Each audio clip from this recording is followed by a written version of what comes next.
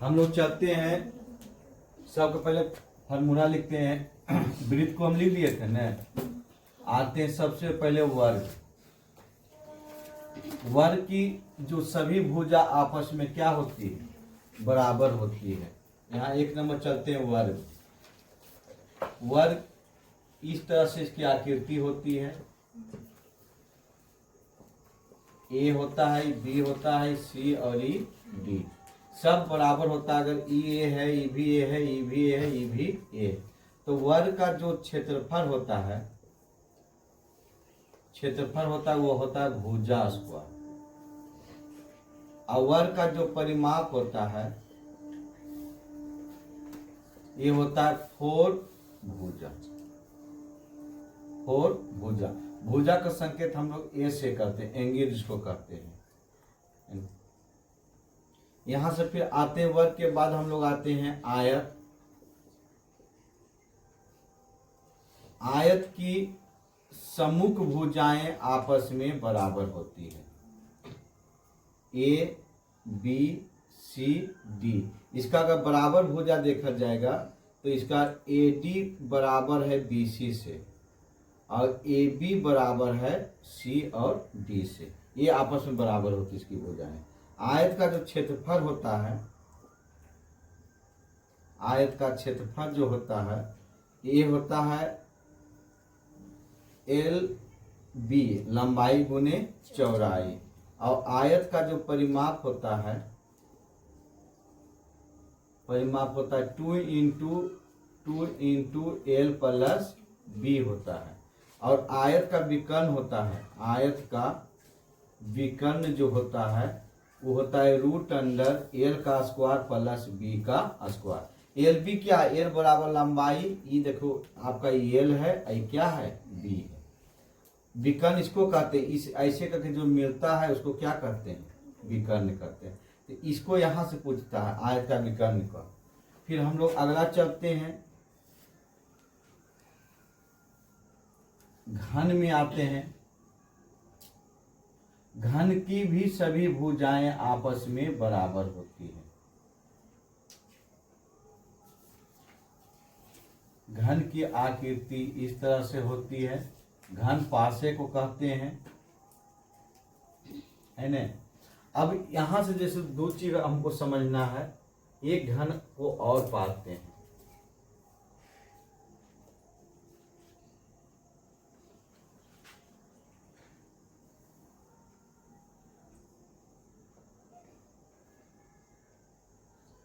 एक घन को और पा रहे हैं,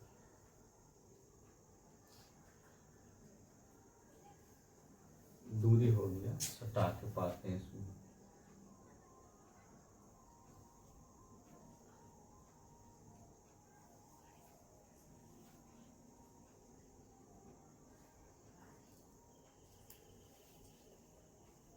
ये ऐसे मिल गया, ये भी मिल गया, ये भी मिल गया, और ये भी मिल गया। अब देखिए ई पहले घन यहां था, ऐसे बनम समझिएगा। घन की सभी भुजा आपस में क्या होती है, बराबर होता है। घन में की सभी भुजा जो होती है, सभी भुजा आपस में बराबर होती है। तो देखो अगर ई ए है, इसको हम लोग यहां से लेके एल कहते हैं, इसको लंबाई कहते हैं। तो इसका भी ए है, ई जो इसका ई जो भाग है, ई चौड़ाई है सर, ई चौड़ाई है।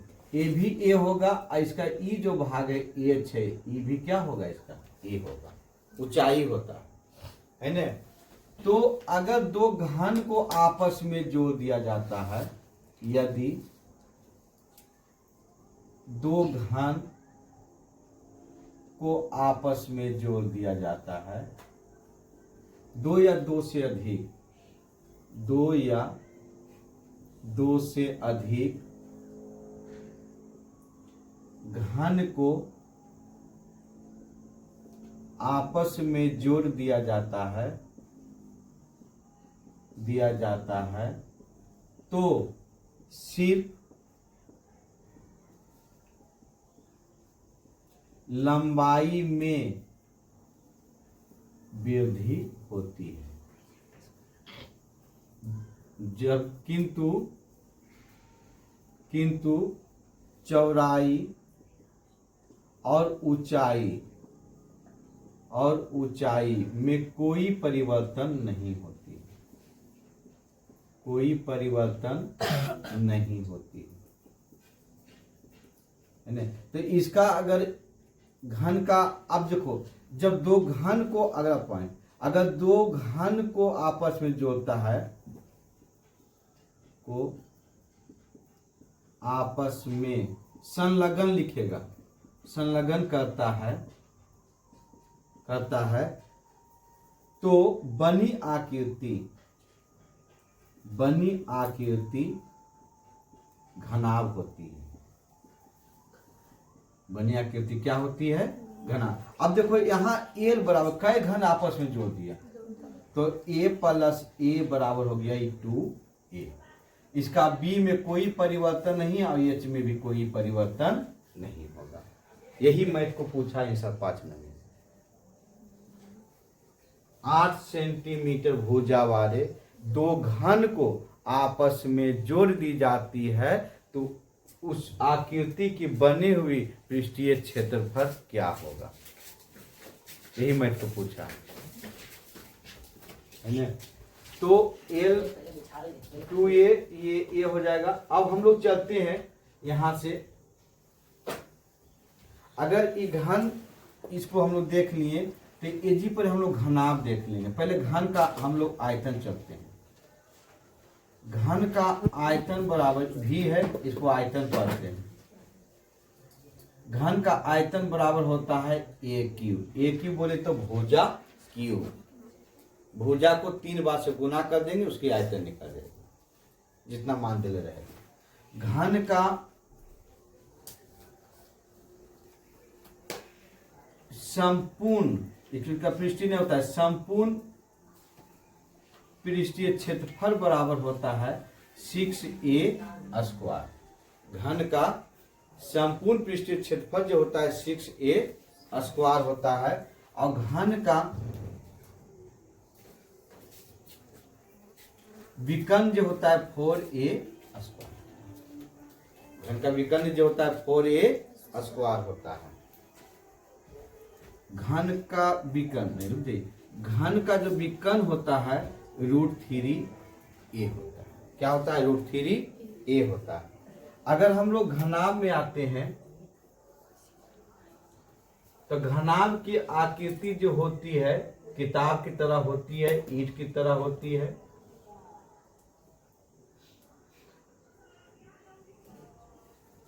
ये घनाभ की आकृति है, ये है ना, इसको घनाभ करते हैं। ये लंबाई है, ये चौड़ाई है, इसका ये क्या है? ऊंचाई। घनाभ का जो आयतन होता है, घनाभ का आयतन ये होता है LBH, लंबाई गुने चौड़ाई गुने ऊंचाई। घनाभ का जो पृष्ठीय क्षेत्रफल होता है, घनाभ का पृष्ठीय क्षेत्रफल बराबर होता है, सबसे इंपॉर्टेंट फॉर्मूला यहाँ पे यही लगेगा इस आकृति में। घनाभ का पृष्ठीय क्षेत्रफल बराबर होता है 2 × LB plus BH plus LH, है ना। घनाभ का पृष्ठीय क्षेत्रफल बराबर होता है 2 × LB plus BH plus LH होता है। घनाभ का विकर्ण जो होता है, घनाभ का विकर्ण बराबर होता है √L का स्क्वायर प्लस B का स्क्वायर प्लस H का स्क्वायर, यानी लंबाई का स्क्वायर प्लस चौड़ाई का स्क्वायर प्लस ऊंचाई का स्क्वायर होता है। घनाभ के बाद हम लोग आते हैं बेलन। बेलन की आकृति, अगर आपके घर में सिक्का पर सिक्का को चढ़ा दिया जाता है उसको भी बेलन कहते हैं। घन में रखा हुआ सिलेंडर है वो भी बेलन है। सिक्का पर सिक्का बेलन होगा, सिक्का पर सिक्का सिलेंडर, सब इसमें बेलन की आकृति है। बेलन में 2 वृत्त होते हैं। एक वृत्त देखो, ये वृत्त है और ये भी क्या है? वृत्त है। बेलन ये इस भाग को, ये जो भाग होता है, ये जो भाग होता है इसको हम लोग त्रिज्या कहते हैं। अगर आपको बेलन का आयतन निकालना है तो अगर वृत्त का क्षेत्रफल आप जानते हैं तो बेलन का आयतन ऐसे निकाल लीजिएगा, है ना। इसको एच कहते हैं, इसको क्या कहते हैं, एच कहते हैं। तो हम लोग जानते हैं कि वृत्त का जो क्षेत्रफल होता है ये होता है पाई आर स्क्वायर। वृत्त का क्षेत्रफल क्या होता है, पाई आर स्क्वायर होता है। लेकिन हम बोले थे कि एक होता है 2D आकृति, एक होता है 3D आकृति।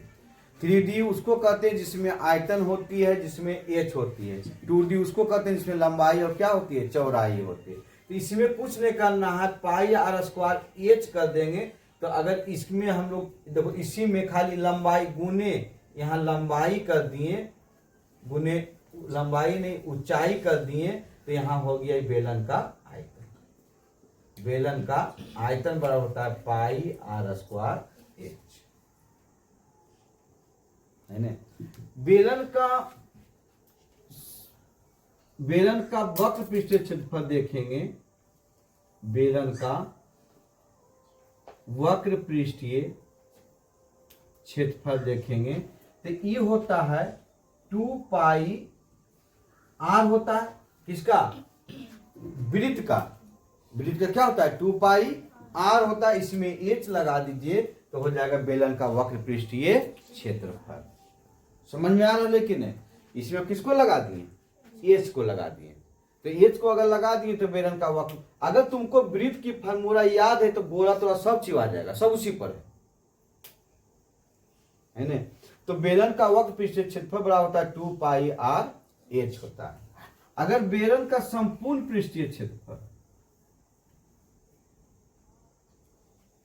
संपूर्ण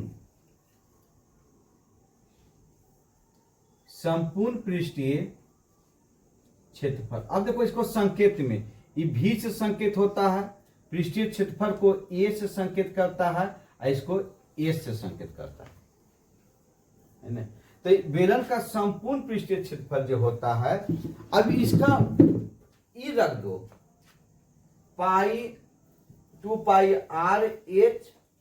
अब गौर से देखो इसमें कई वृत्त है, 2 वृत्त है। अब वृत्त का क्षेत्रफल क्या होता है, तो 2 पाई आर स्क्वायर है ना।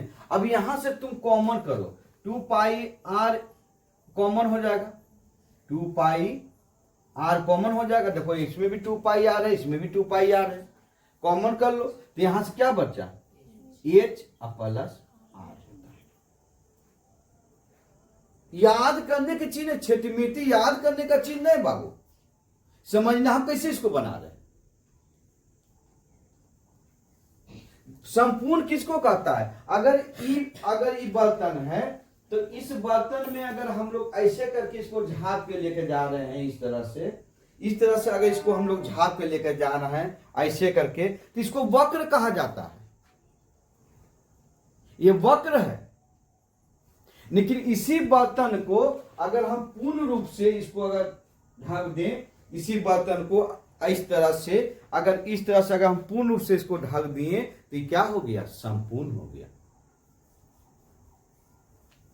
ये संपूर्ण है, यानी कोई भी भाग इसका दिखाई नहीं पड़े तो संपूर्ण होगा। अगर पेंदी इसका दिखाई दे रहा है तो ये क्या है, वक्र है। यही चीज है। तो ये संपूर्ण में इसको आने के लिए हम कुछ नहीं किए, हम पहले इसका वक्र को लिख दिए। देखो 2 पाई आर होता है इसका वक्र, इसका पेंदी को झापे तो पेंदी के झापेंगे तो वो झापेगा कि नहीं झापेगा, है? अरे भैया इसका 2 वृत्त है ना। तो यहां 2 पाई आर हो गया और एच प्लस क्या हो गया, आर हो गया। या इसको लिख सकता आर प्लस एच, इस पर बना लेगा। हम इसको कैसे बनाए, देखो वृत्त का क्षेत्रफल होता है पाई आर स्क्वायर, इसमें 2D आकृति, इसको 3D बनाए, एच को दे दिए, बेलन का आयतन हो गया। वृत्त का पृष्ठीय क्षेत्रफल जो होता है, परिधि जो होता है 2 पाई आर होता है, उसमें एच को दे देते, इसका वक्र बन गया। संपूर्ण में कुछ नहीं किए, इसमें क्या किए, इसका वक्र को लिख के 2 पाई आर स्क्वायर को लिख दिए, दोनों पैरवा मुड़े दोनों झाप दिए, तो इसका हो गया कोई चीज, संपूर्ण पृष्ठीय क्षेत्रफल। यही चीज है इसमें चीज में। इसके बाद हम लोग आते हैं, लिखिए पहले,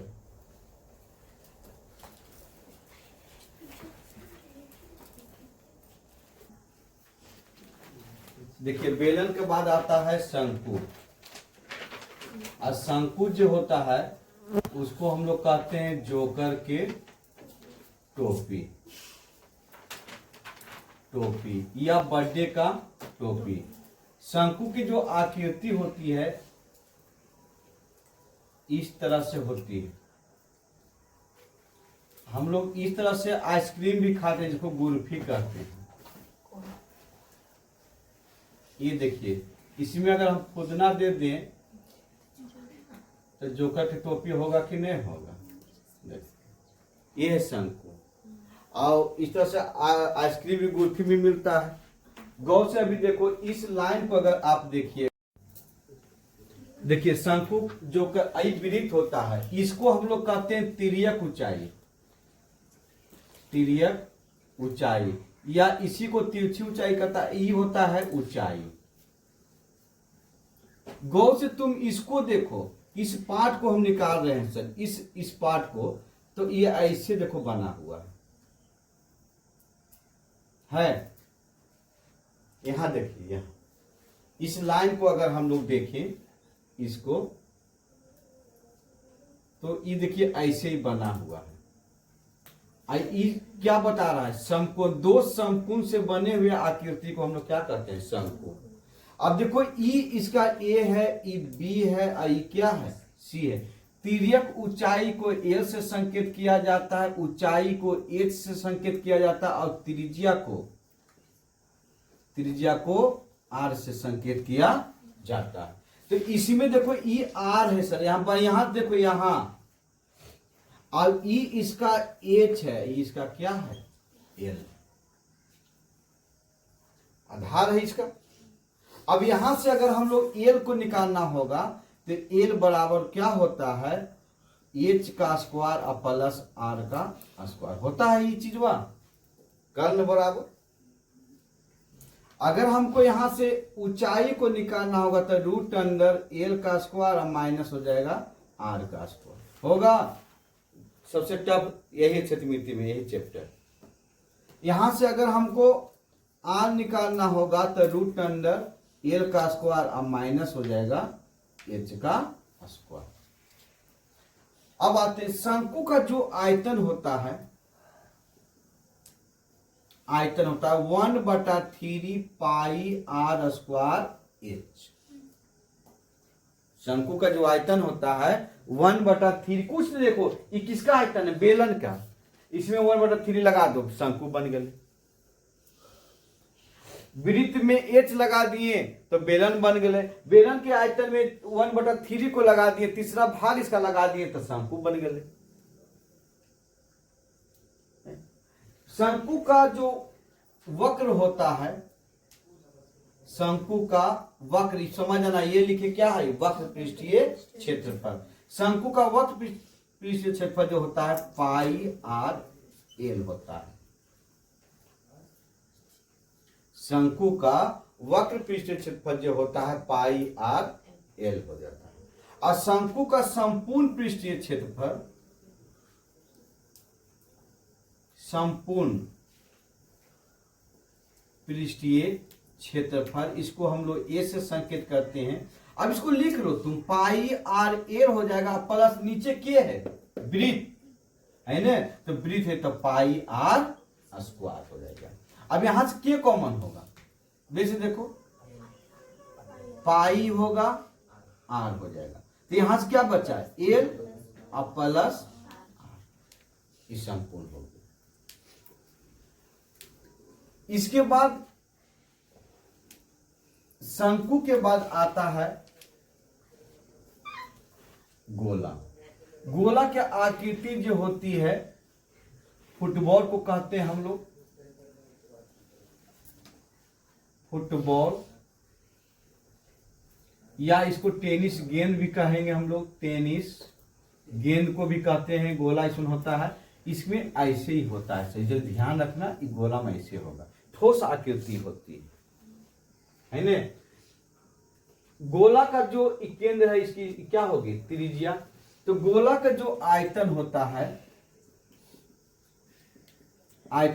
ये होता है, इसको देखो, इसको 3 है, एक ऊपर 4 डाल दो, तो 4/3 पाई r क्यूब, क्योंकि इसमें ऊंचाई नहीं है।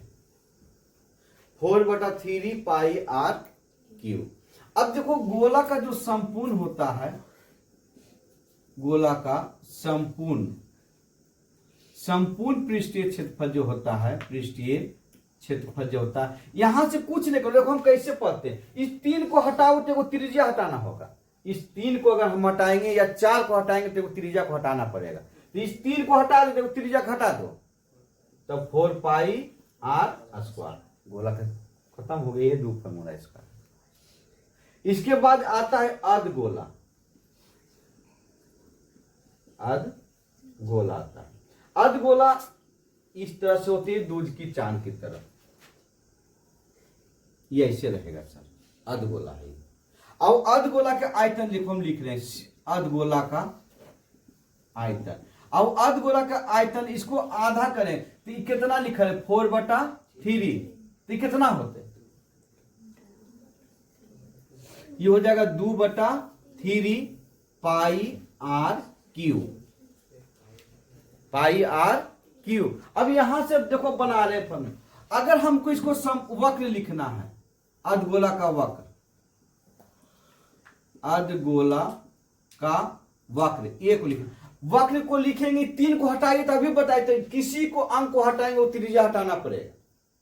किसी एक अंक को हटाएंगे तो त्रिज्या हटाना पड़ेगा। तो अगर हम 3 को हटाते हैं तो यहां 2 ले लेगा, और एक त्रिज्या को हटा दीजिए तो पाई r स्क्वायर। समझ में ले। अगर अर्धगोला का संपूर्ण को लिखना चाहते हैं हम लोग, अर्धगोला का अगर हम एस को लिखेंगे, संपूर्ण को लिखना चाहते हैं, तो अभी 2 को हटाए तो अभी क्या हटेगा, 3 हटाइए 2 हटेगा, तो 2 हटाइए तो 3 को लिखिए। अभी बताए कोई भी अंक को हटाएंगे वो त्रिज्या हटा देना होगा, तो हो जाएगा पाई r स्क्वायर। ये अर्धगोला का संपूर्ण हो गया। एक सब बच्चा का रट्टा मारा, कहा रट्टा मारते बेहुदा कहेगा, रट्टा मारे के मिशन चीज है। अब उधोतिया का माँ सब पढ़ावा वाले रट्टा लिख दे, गोला का इतना फरोडर। अरे बंदरा को समझा दो ने कि कैसे क्या होता है। इसको हम सीध भी कर देंगे, आता 4/3 पाई r क्यूब की नहीं, सब फॉर्मूला को हम सिद्ध कर देंगे। तो वही चीज अभी देखो, यहां पे हम कुछ देखिए, बेलन के आयतन में 1/3 लगा दिए तो शंकु के आयतन बना दिए। वृत्त के क्षेत्रफल में h के लगा दिली तो बेलन के आयतन बन गए। यहां पर ही शंकु का अगर वक्र को देखें तो पाई r एयर हो गए। अगर इसका संपूर्ण को देखें तो वक्र और वृत्त को जोड़ दिया आपस में तो संपूर्ण बन गए। अब गोला मात्र गोला होता है 4/3 पाई r क्यों होता है, एगो h नहीं तो जगह पे एगो त्रिज्या बढ़ गए। यहां से अगर हम संपूर्ण को लिखे 3 हटाएं, हम बोलते हैं कि 3 अगर कोई अंक को हटाएंगे वो त्रिज्या हटाएंगे, कोई अंक को हटाएंगे वो त्रिज्या हटा देंगे। तो 3 को हटा दिए तो यहाँ 4 बचले पाई r स्क्वायर, एक हो गए गोला का संपूर्ण। अब यहाँ आते तो इसका आधा, तो 4 के आधा कितना होगा 2/3 पाई r के हो गए अर्धगोला का आयतन। अगर हम 3 को हटाए तो त्रिज्या हटा देंगे तो 2 बचले, तो अर्धगोला हो गए, अर्धगोला का वक्र हो गए। अगर हम 3 को दे दिए तो संपूर्ण हो गए। कुछ नहीं है इतनी। खूब पूछा बिहार बोर्ड के तो खतर है सर, खूब पूछो एग्जेक्टिव में। अब बताइए इसको कौन हिसाब से आदमी रट्टा मारते, किर्जा ही रट्टा मारे केजू रट्टा मारे चीज ने एक बार मन से पढ़ गए, ई पाइथागोरस जनमलिए तो से पढ़ते आ रही सब है। इसमें कोई जानने, कोई फॉर्मूला में कोई जानने, बसते एक बार गौर से इसको समझ लेते कि सर कैसे बोल रहे थे कि भैया इसमें इतना लगा देते एक आयतन बना, एक लगा दिए एक आयतन। अगर तुम्हारे दिमाग पर बैठ गया तो तुम इसको कवा दिया क्षतिमिति। अगर तुम्हारे दिमाग पर न है, कितनू रट्टा मार लीजिए ना, एग्जाम में हॉल में घूमने तय है आपका, क्योंकि याद करके समझाने का चीज नहीं है, इसमें चीज समझने का चीज है।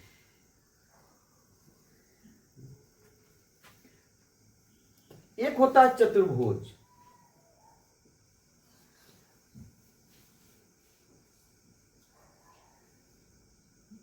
चतुर्भुज का सबसे इंपॉर्टेंट है समलंब चतुर्भुज। लिख लीजिए, समय के अभाव।